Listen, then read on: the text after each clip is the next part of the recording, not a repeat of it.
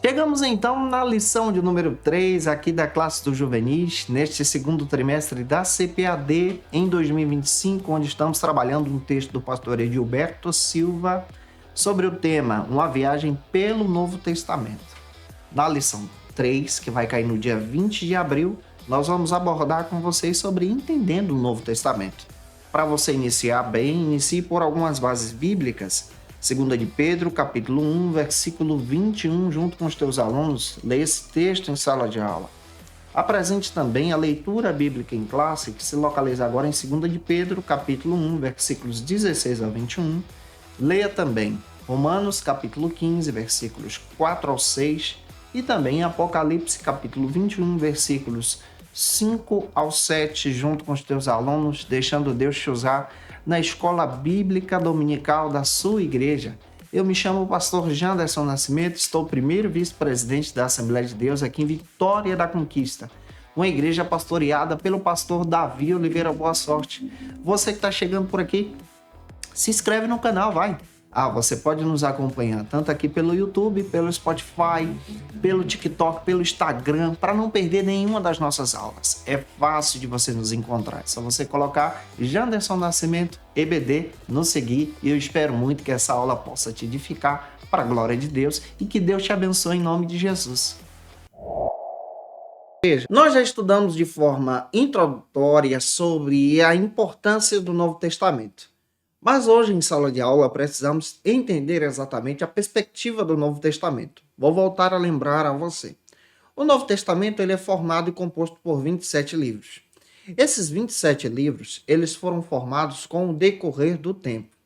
Não pense, por exemplo, que os discípulos de Jesus estavam caminhando atrás de Jesus no discipulado com o caderno na mão, fazendo as anotações. Não era assim, gente.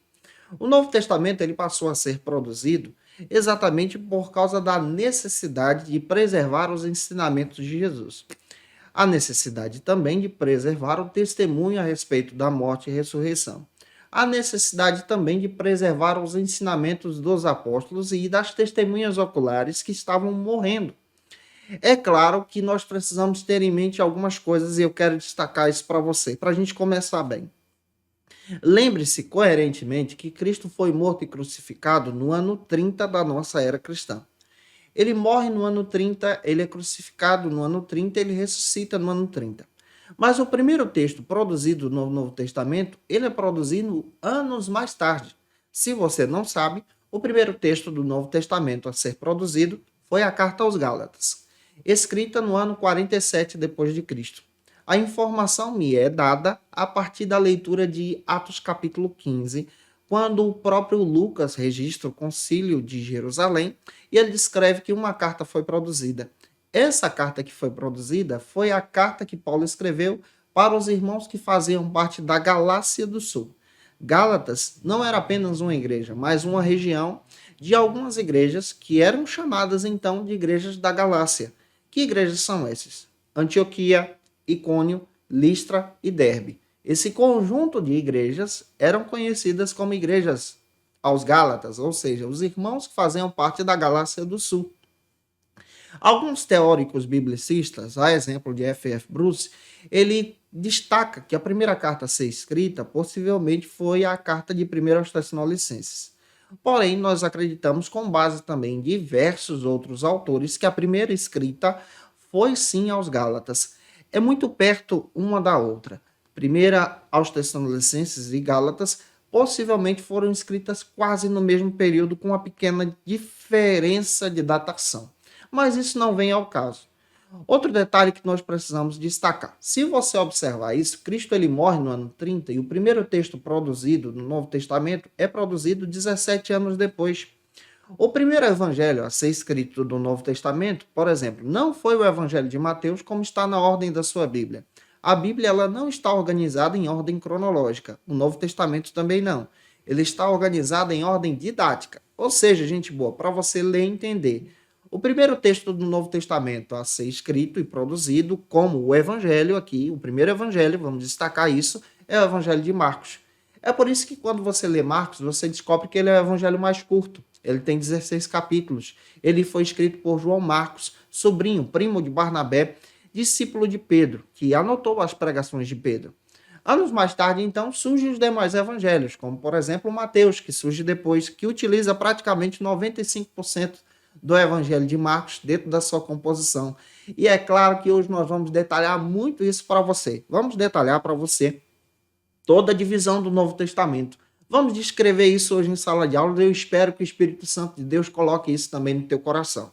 Mas a nível de introdução, você precisa ter a noção que a Bíblia organizada no Novo Testamento, com esses 27 livros, eles foram organizados a partir da composição de Atanásio, em 363, 65 da nossa era cristã. Observe, 300 anos depois, é organizado então o Novo Testamento. Houve primeiras tentativas de alguns irmãos quererem selecionar os textos para a produção desse conteúdo. O Novo Testamento ele passou a ser necessário pelo fato de surgirem vários falsos escritos com o nome dos apóstolos que estavam desvirtuando a fé. Então, o Novo Testamento ele vem com essa coerência teológica exatamente para ajudar a gente a crescer em Jesus. Diante disso, vamos detalhar isso com você? Eu espero estar te ajudando aqui, tá? Se eu tô, deixa aí teu comentário. O primeiro ponto da nossa aula de hoje trata agora sobre os evangelhos. A palavra evangelho vem trazendo essa ideia de boa nova. Ou seja, os evangelhos têm essa proposta de ser uma boa nova da salvação. O verdadeiro evangelho ele é produzido a partir de algumas composições. Que composições são essas? Para ser considerado um verdadeiro evangelho, ele tinha que ser escrito por uma testemunha ocular, ou seja, os apóstolos de Jesus. Somente os apóstolos tinham essa autoridade. Somente aqueles que caminharam com Cristo ou vivenciaram a presença de Cristo, o discipulado dos discípulos, têm essa autoridade para escrever os evangelhos. Os evangelhos também foram escritos com o objetivo de preservar os ensinamentos de Jesus, a doutrina de Jesus, a visão do reino de Deus. Os evangelhos também foram escritos para orientar agora a igreja de Deus nesse discipulado, continuando na pregação do reino, continuando a compartilhar então a visão. Os evangelhos também foram escritos por causa da perseguição. A perseguição contra a igreja se levantou de tal forma que muitas testemunhas oculares estavam morrendo, sendo perseguidas. E aí houve a necessidade de preservar esses ensinamentos. Os evangelhos, eles são compostos na nossa Bíblia por 4 textos, 4 grandes textos sagrados. O primeiro texto sagrado, ou seja, o primeiro evangelho a ser escrito, como já citei para você, é o Evangelho de Marcos, escrito possivelmente entre 48, 49 e 50 da nossa era cristã. Marcos aqui, ele não é um discípulo direto de Jesus, ele não faz parte do colégio dos 12, mas Marcos é um discípulo de discípulo. Ele é sobrinho de Barnabé, a Bíblia cita em Atos que o nome da sua mãe é Maria, a Bíblia faz questão de dizer que ele é útil para a obra e ele se torna discípulo de Pedro. Pedro, então, pastoreia a igreja em Roma, já está idoso, e Marcos sabia ler e escrever, e passou a anotar as pregações de Pedro. Irineu de Leão confirma isso. Ele destaca que a igreja viu que era bom, Pedro viu que era bom, e houve então a preservação desses fatos. É por isso que o Evangelho de Marcos ele tem uma pegada voltada para os romanos. Ele valoriza, por exemplo, os milagres de Jesus. Ele apresenta Jesus como servo, o servo de Deus. O Evangelho de Marcos também tem outra pegada. Você não vai encontrar em Marcos, por exemplo, nada a respeito de genealogia de Jesus, mas você vai encontrar uma ênfase voltada para os milagres de Jesus, esse Jesus que é ajudador daquele que sofre, porque a igreja que recebe esse evangelho, que no caso aqui é Roma, está passando por um sofrimento causado pela perseguição. E Marcos tem o objetivo de demonstrar que a fé em Jesus é uma fé restauradora. Pega isso aí. O segundo evangelho a ser escrito é o evangelho de Mateus, possivelmente escrito em meados do ano 60. Antes do ano 63, 64. 64 por quê? Porque há um incêndio em Roma e não vemos, então, citações desse incêndio nesse texto. O Evangelho de Mateus ele é escrito direcionado agora para os judeus. Possivelmente, Mateus escreve esse evangelho da cidade de Antioquia, uma colônia de judeus que existia na época. Mateus ele escreve esse evangelho com o objetivo, então, de apresentar o seu testemunho, como testemunho ocular. O que ele faz? Ele pega o texto de Marcos. 95% do evangelho de Marcos está dentro do evangelho de Mateus. Eu não sei se você já percebeu isso. Você faz a leitura de Mateus e Marcos, parece que você está lendo a mesma coisa. É porque o Mateus, ele pega o texto de Marcos e agora ele vai traçando a sua perspectiva. Ele coloca, por exemplo, as parábolas de Jesus, ele coloca o Sermão da Montanha, que nós não achamos lá no Marcos, ele coloca, por exemplo, vários testemunhos a respeito do nascimento, da encarnação de Cristo, ele faz questão de dar uma ênfase sobre os sermões de Jesus, ele descreve esses sermões, por exemplo, no capítulo 5 ao 7, ele descreve esse sermão lá no capítulo 13, lá no capítulo 10, capítulo 18, 23 a 25, ele dá uma ênfase sobre as pregações de Jesus que o Marcos não dá. E outro detalhe que você descobre também é que o Mateus, pelo fato de ser testemunha ocular, ele acaba traçando para a gente algumas perspectivas diferentes do Marco. Por exemplo, o Marcos vai dizer para a gente que só tinha um cego em Jericó chamado Bartimeu. O Mateus pega a mesma passagem e faz questão de dizer, olha, não era um cego só, eram dois. Então nós vemos aqui não um erro bíblico, mas nós vemos um Mateus demonstrando o que aconteceu a partir da sua ótica, a partir daquilo que ele presenciou. O Marcos não estava lá. Ele está ouvindo a pregação de Pedro, que está se lembrando de fatos que aconteceram muito tempo atrás. Então, é importante você destacar isso. Agora nós vamos partir para o terceiro evangelho. O terceiro evangelho a ser escrito é o evangelho de Lucas. Pequeno detalhe que eu preciso destacar para você. Lucas não é discípulo direto de Jesus. Ele acompanha Paulo, ele é grego, ele é o único escritor da Bíblia que não é judeu. E o Lucas, ele é um grande pesquisador, conhecido na Bíblia como médico amado.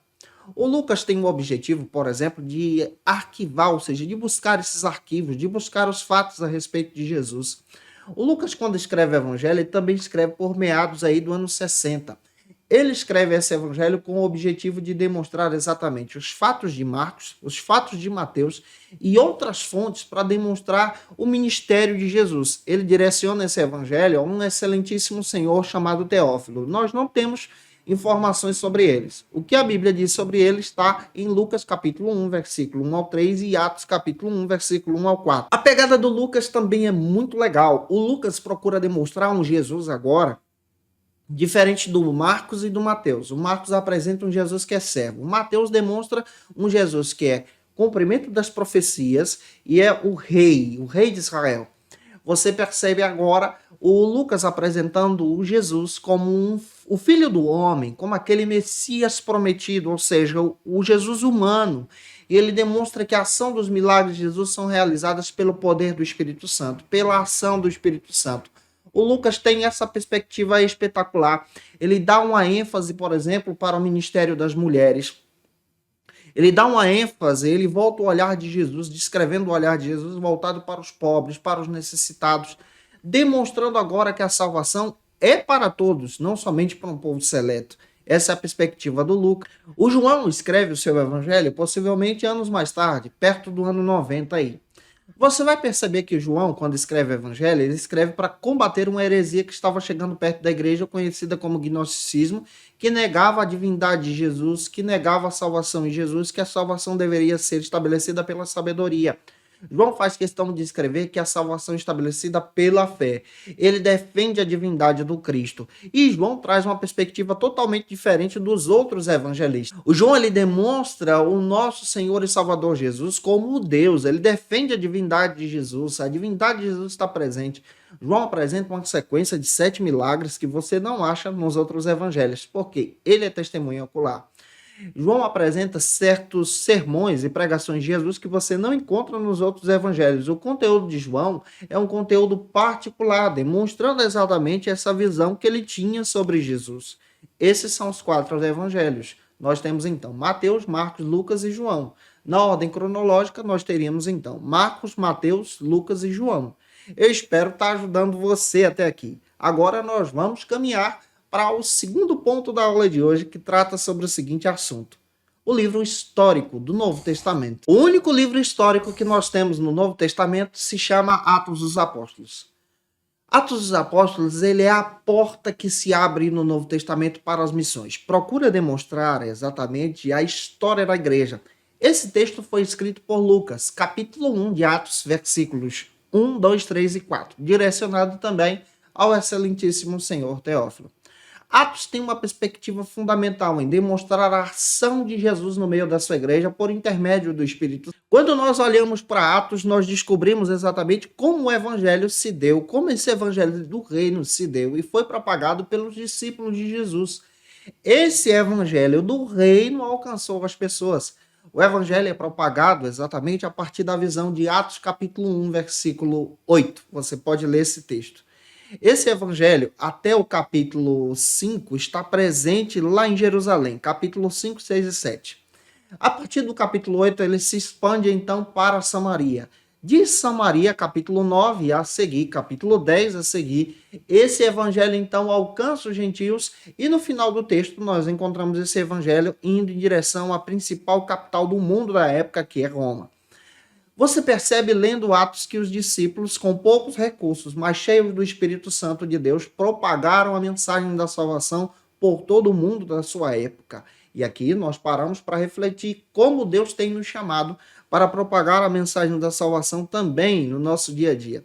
Um personagem que aparece em Atos, que é fantástico, que é sensacional, é o Paulo. Ele destaca essas missões por todo o mundo a partir da leitura de Atos capítulo 13. Então, lendo Atos, nós vamos descobrir exatamente a riqueza de ser um livro histórico dentro do Novo Testamento.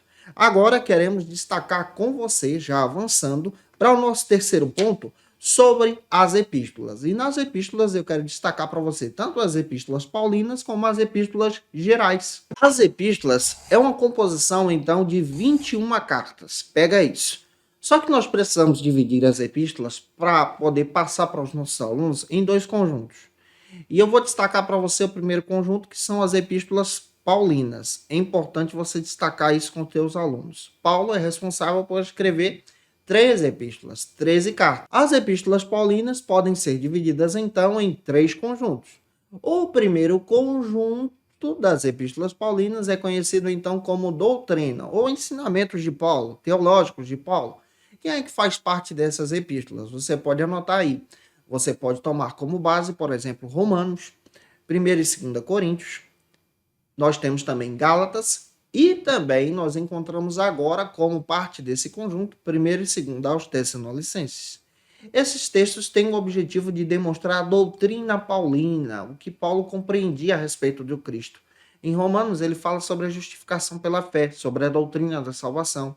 Em Corinto, nós encontramos então nas cartas Paulo falando sobre a ressurreição, sobre o batismo com o Espírito Santo, dons espirituais.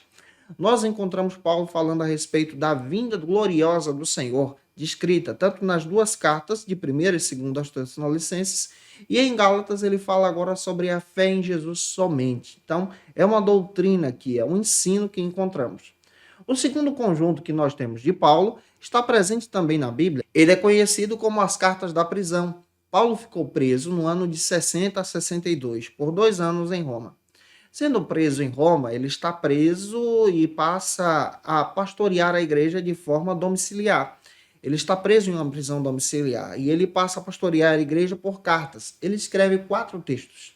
Que textos são esses? Efésios, Filipenses, Filemão e Colossenses. Esse material está na Bíblia e demonstra então esse desejo do apóstolo Paulo de cuidar da igreja de Deus, mesmo sendo impedido de realizar as suas viagens missionárias.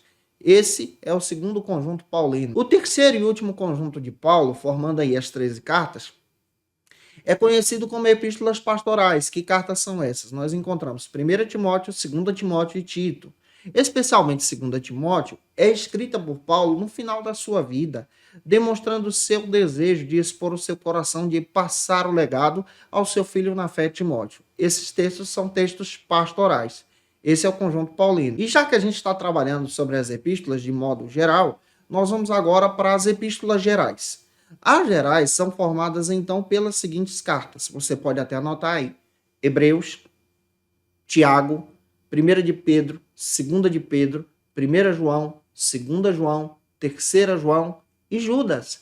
Todo esse material é conhecido então como epístolas gerais, em algumas versões universais. Você pode até encontrar também como católicas. A palavra católica significa em latim esse sentido de ser universal, no sentido de ser compartilhada por toda a igreja. É uma visão que toda a igreja precisa ter, uma visão que toda a igreja precisa conhecer a respeito do cristianismo, sobre a fé em Jesus. Cada epístola traz, então, um conteúdo específico para um público específico para o crescimento da igreja em Cristo. Eu espero estar te ajudando até aqui. Se eu estou te ajudando, você conhece alguém que precisa muito assistir essa aula, manda esse vídeo para ele ou para ela, compartilha aí para a glória de Deus. E vamos avançar então para o nosso quarto ponto, onde nós vamos estudar agora sobre o livro profético. O livro de Apocalipse, ele é conhecido na Bíblia como o livro da revelação. Ele é conhecido como o livro profético. O livro traça para a gente a seguinte divisão. Você encontra em Apocalipse uma mensagem voltada para as igrejas, uma mensagem de esperança. Quando o texto é escrito, ele é escrito em uma forte perseguição à igreja de Deus. O único apóstolo que está vivo quando esse texto é escrito é o apóstolo João, e ele registra esse texto. Isso está presente em todo o capítulo 1 desse livro. O livro faz questão de escrever que é a revelação de Jesus Cristo dada ao seu servo João para compartilhar com a igreja de Deus. Essas igrejas que passam agora a compartilhar essa fé em Jesus. O livro demonstra para a gente 4 visões que João tem. A primeira visão, João identifica Jesus no meio da sua igreja. Capítulo 1, 2, 3. A partir do capítulo 4 até o 16, nós encontramos João tendo a segunda visão. Jesus vencendo o mundo, vencendo o anticristo, vencendo o diabo e a besta. A terceira visão que João tem, a partir dessa perspectiva aqui, é Jesus e a vitória, quando Satanás é derrotado e quando é implantado então o reino de Deus. Capítulo 17 até o capítulo 19 do texto de Apocalipse. E nós encontramos também a última visão que João tem, que está a partir do capítulo 20 até o 22, quando João então descreve exatamente Jesus e a eternidade. A visão de Apocalipse é demonstrar uma visão de esperança em um período de perseguição que a igreja enfrenta. Então, quando nós estudamos todo o Novo Testamento, nós encontramos toda essa divisão que eu tracei para você de forma panorâmica, tá? Rapidinho, para que você possa compreender em Jesus e você seja edificado em Cristo. O Apocalipse demonstra, então, essa esperança de vivermos no novo céu, na nova terra, na cidade santa, na nova Jerusalém. Dica básica, você pode finalizar a aula lendo, então, Apocalipse capítulo 22. Deixa Deus te usar. Se eu te ajudei hoje em sala de aula, se essa aula foi edificante para você, deixa aí teu comentário, tira uma foto, marca a gente no Instagram, segue a gente lá também. Eu vou ficar feliz se você fizer isso, seguindo a gente. É claro também que Deus te abençoe em Cristo. Se tu conhece alguém que precisa muito assistir essa aula, manda esse vídeo para ele ou para ela em Jesus. E se você está afastado de Cristo, quer voltar para o Senhor, render o teu coração a Jesus, escreve aí no comentário, quero voltar para Jesus, nós vamos orar por você. Se você quer também utilizar o teu celular com leitor de QR Code, você pode escanear esse leitor que está aí na tela, no visor, e também receber uma oração, participando então da nossa grade de discipulado em Cristo Jesus.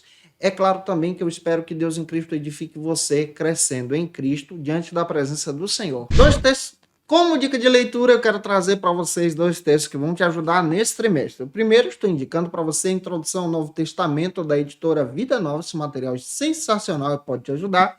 E o segundo texto é esse texto aqui, ó, Foco e Desenvolvimento no Novo Testamento. Essa é a segunda edição do Carlos Cardoso Oswaldo Pinto. Esse material é sensacional, da editora Agnus. Gente, que Deus abençoe você. Um beijo no teu coração. Até a próxima aula, se Deus quiser. E a nossa próxima aula será a 4ª lição, onde nós vamos entender sobre a cronologia do Novo Testamento. Na próxima aula. E você que é professor ou aluno da Escola Bíblica Dominical, quer se preparar para ministrar uma aula de excelência na EBD da sua igreja? Inscreva-se no canal do YouTube do pastor Janderson Nascimento, onde você vai encontrar aulas, subsídios e recursos das lições bíblicas da Escola Dominical.